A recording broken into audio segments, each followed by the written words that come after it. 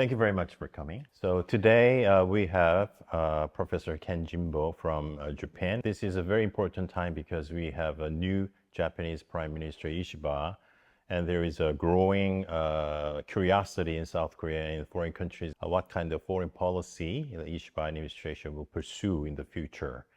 Related to the alliance with the United States, his policy toward Indo-Pacific and neighboring countries, especially how it can maintain the improved relations with South Korea, and also for the Korean Peninsula broadly. So I think we have a very good chance to learn from Professor Jimbo about all those things.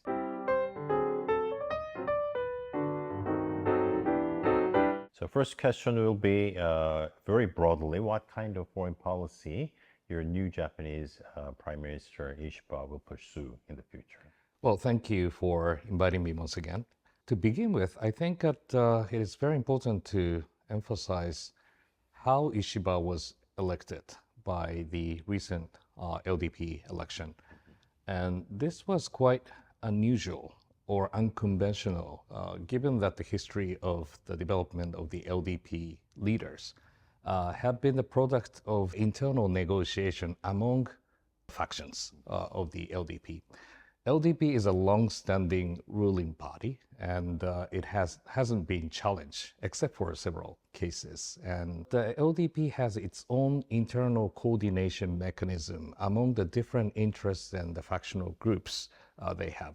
So whenever they decide the leaders, leadership competition has been pre-arranged among those factional members. There will be the voting, but the voting can be counted prior to what formally things happen. But this time, because of the money scandal that many of the faction has encountered, the former Prime Minister Kishida decided to dissolve his own faction, followed by many of the other factions, including the very influential Abe faction and others. And the only faction that existed was the Taro Aso's faction. So there were no grip for who should be the candidate, what kind of followership that the LDP members should pursue. As a result, there were 9 different candidates running for the LDP election. That was unprecedented. Ishiba didn't really collect the vote from the parliamentary members, but had a very strong support among those party members who resides in the countryside, and predominantly they are elders, and then they are pretty much conservative. So Ishiba was supported by the party members rather than the parliamentary members. I don't want to go into the very details of the system, but there will be the first round of the voting, and Ishiba was able to go to the deciding vote and then deal with Takaichi-san, another candidate from the LDP. She was also popular among the party members because of her conservative ideologies. Takaichi-san declared that if she became the prime minister, she would go to Yasukuni Shrine, for example, right? And that will really exacerbate the tension, including Korea and also with China. And that will really undermine the diplomacy that Japan and Korea had worked on past few years. And I think those concerns led many of the parliamentary vote eliminating others and collect eventually to Ishiba. So if that is the dynamisms of how Ishiba was elected, what I need to say is that Ishiba's leadership is based on the very weak basis in the LDP. So the cabinet coalitions and how they are elected and how the bureaucracy will be supported, lots of shaky types of the supporting mechanism place. That is one sense. And the second sense, because of the factional politics has collapsed, I don't think there are any kind of foreign ministry, national security secretariat screening process of each candidate's campaign promises. For example, Ishiba mentioned that he wished to create the Asian version of NATO, and he wished to revise the status of force agreement of the U.S. forces in Japan. Those are the huge issues, very unconventional.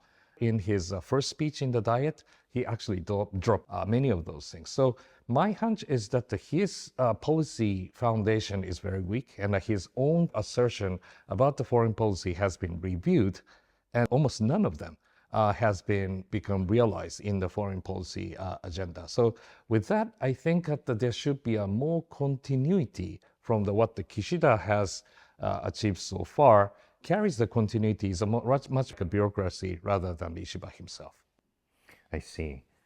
So there was a view that Prime Minister Ishiba's foreign policy line will be a shift from the mainstream LDP foreign policy line established by former President Abe, which Kishiba also followed. So do you expect that there will be some continuation of the foreign policy between former President Abe and At this moment, my safest answer is that you will expect more continuity than the changes. But there should be some emphasis or circumstantial evidence or transaction that we need to emphasize. First of all, Ishiba was the cabinet member of the Koizumi administration, followed by the Fukuda administration. I think his last cabinet position was the defense minister in 2008. But since then, that all the factional politics comes in, and Ishiba didn't belong to the mainstream LDP for almost like 15 years. He is the member of the many committee in the LDP, including foreign policy and defense. So he's been informed through those kind of committee directly inside the loop of foreign policy decision, especially during the Abe and the Kishida administration. Ishiba was once the Secretary General for the LDP, but once he was inside the loop. So he has generated his own viewpoint, but I think that none of them have been consulted with the bureaucracies and the National Security Secretariat. So what I meant by the continuity is that there has been the foundation of the foreign policy existing executive branches rather than the Ishiba himself.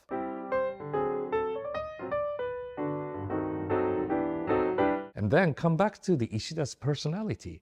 I do not think he belongs to the conservative school. I think that he has the conservative ideology to be reflected.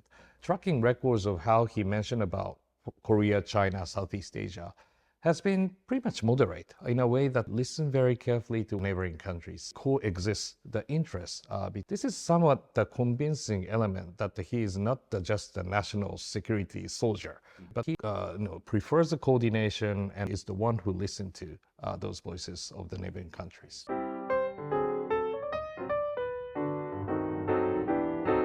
One more thing about foreign policy. I read from his commentary to Hudson Institute that he wants to raise the U.S. Japan, the alliance to the level of U.S. UK alliance. So do you think there will be a more emphasis on the alliance with the U.S., especially the U.S. election is just 1 month away?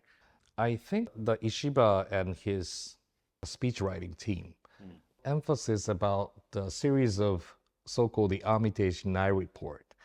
And 20 years ago, Nye Report says that Japan should be the ally, like what the UK performs. So transatlantic relationship performed by the UK is a great model for the future of Japan-U.S. alliance. So that was a long time ago. But Japan, with the constitutional restraints and our, the statehood, doesn't really allow Japan to side by side and joint operation together. We are pretty much on the defense. Abe security legislation for partially allowing to exercise our collective self-defense, and Kishida's adoption of the national security strategy, 3 strategic documents, we have expanded our capability and portfolio of the self-defense force to the more integrated operation with the United States.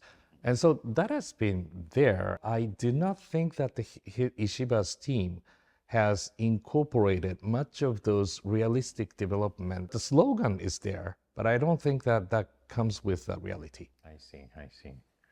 That's great.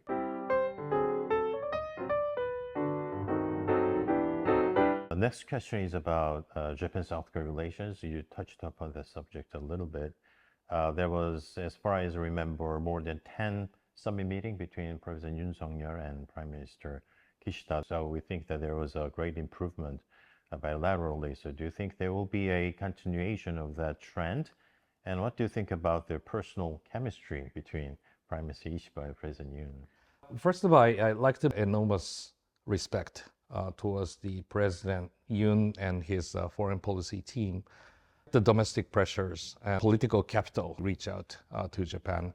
But with his vision and convictions that Japan-Korea relationship is strategically needed for Korea and also for Japan, he has taken a major step to create a better relationship. I hope that Japan was able to reciprocate Korea's very courageous steps. And what was the final kind of visit was the Korea. Whenever we look back to what has Kishida achieved, Korea is one of the center pillar of how he created connected the dot of the missing link that we have for long years. And in that context, I think Ishiba's viewpoint on the Korea remains to be the same with what Kishida has achieved so far. According to his previous statement, he put a huge importance on the Japan-Korea relationship, the bilateral context, but also with wider Northeast Asia, dealing with the Korean Peninsula, and also for the connecting the alliance function, deterrence structure collectively. And with those contexts, I think Ishiba understands fully the importance of Korea. Comes to the economy and economic security, I don't think Ishiba's prioritized area yet. But again, emerging importance of the supply chain resiliencies and identify the emerging technology, especially the semiconductor sectors, a potential that the Japan and Korea can move things forward. I hope that Ishiba will allocate his resources on the economic security agenda that will also promote the Japan-Korea relationship even further.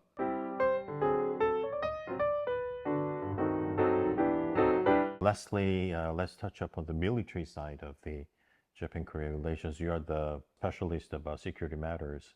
There is growing skepticism about the possibility of North Korea's denuclearization and growing concerns about, the linkages between Russia and North Korea. Now, North Korea is a European military actor. So Japan has been putting a lot of emphasis on the denuclearization and cooperating with South Korea and U.S. to cope with any provocations from North Korea. How do you expect Prime Minister Ishiba's policy for North Korea? Personally, I'm increasingly concerned about the development in North Korea. They are fully determined to become the nuclear power. Their appetite is almost zero right now. And they are continuously developing their nuclear missile capability. And with the adoption of the new nuclear doctrine, look at the tactical use of the nuclear weapons at much earlier stage of the escalation, create a huge concern for the military planning, predominantly with South Korea. And South Korea, with conservative assertions, there has been the rise of nuclear in Korea, reintroduction of the tactical nuclear weapons or nuclear sharing, or even the nuclear option for Korea. That has been tentatively toned down with Washington Declaration, which United States and Korea has agreed upon. The fundamental issue has not been solved in Korea because the deterrence needs to be customized all the time. And that will spill over to Japan to some extent because Ishiba is a proponent of the nuclear sharing idea, although that is the remote agenda from Japan at this moment. But with the development of how Korea deal with its own nuclear extended deterrence, that will also the same logic that the Japan needs to pursue. We are currently dealing with expanding role of the nuclear mutual consulting mechanism with the United States. This year, there has been a major development that we have decided to upgrade to the ministry level. Although it's tentative, though it hasn't been institutionalized yet. First time both ministry join in nuclear consultation. If more tangible connectivity between the U.S. Japan component of the nuclear extended deterrence and the U.S. Korea, there should be a much more better mutual understanding about how collectively that nuclear deterrence can be offered to both nations and to avoid a misunderstanding because the nuclear issue will provoke lots of emotions in both countries. Thank you very much.